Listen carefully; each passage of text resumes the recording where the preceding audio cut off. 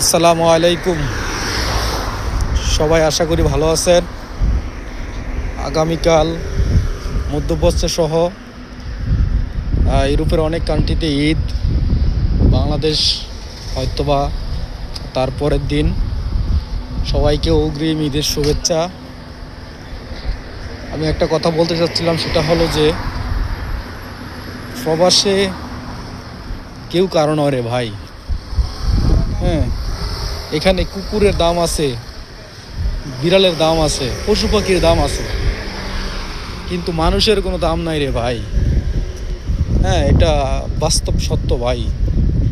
আমি বুঝতেছি, বিভিন্ন মানুষের কাছে যাইতেছি, কেউ কাউকে হেল্প করে না রে ভাই। এখানে কেউ কাউকে হেল্প করে না। রাস্তায় একটা কুকুর পড়ে থাকলে, বিড়াল পড়ে থাকলে, একজন বিদেশি বা যেই হোক ওই কুকুরটার দিকে খাবার ছুঁড়ে দেয়, খাবার দেয়, বিড়ালটার দিকে খাবার দেয়, পশু পাখির দিকে খাবার দেয়। কিন্তু মানুষ না খেয়ে পড়ে থাকলে, হ্যাঁ, কেউ কাউকে জিজ্ঞেস করে না, এক বোতল পানি দেয় না কিনে। এতটাই স্বার্থপরতার দুনিয়ায় এই ইউরোপ। এখানে মানুষগুলো আসলেই মানবতাহীন। যে কটা বাঙালিও আছে তার মধ্যে গুটি কয়েক ছাড়া এর অধিকাংশই আসলে মানবতাহীন। তো কী বলবো, আসলে বাস্তবতা অনেক কিছু শিখাচ্ছে, অনেক কিছু শিখতেছি। কর্মহীন হয়ে আজকে বিভিন্ন মানুষের কাছে কাছে যাচ্ছি, বিভিন্ন রেস্টুরেন্ট, বার, তারপরে হোটেল, দোকানে, শপে এদিক সেদিক যাচ্ছি, কিন্তু কোথাও কর্ম খালি নাই। যত জায়গাতে যাচ্ছি বলতেছি কি, নো ভ্যাকেন্সি, ফুল ফুল, কোনো খালি নাই।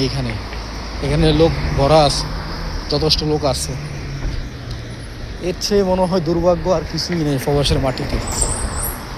ঠিক আছে, জানি না আল্লাহ কবে আমাদের নসিবে কি রাখে, মিলাইয়া দেয়, আল্লাহ ভালো জানে। তবে আমি চাই না কেউ আমার মতো এইভাবে প্রতারিত হোক। হ্যাঁ, প্রবাসের মাটিতে আজকে প্রায় 14 লক্ষ টাকা খরচ করে এসে অনেক বড় ভুল করছি। যে ভুল আমার মতো আর কেউ করেন না। আমি চাই না কেউ আমার মতো এইভাবে ভুল করুক। হ্যাঁ, কেউ প্রবাসে এত লক্ষ টাকা খরচ করে আইসেন না ভাই, সবার কাছে মাপ চাই। হ্যাঁ, আপনার যদি টাকা থাকে, 5 লাখ টাকা থাকলেও আপনি সেই টাকা দিয়া আপনার বাড়ির পাশে একটা চায়ের দোকান দেন, একটা মুদি দোকান দেন। হ্যাঁ, ছোটোখাটো হোক।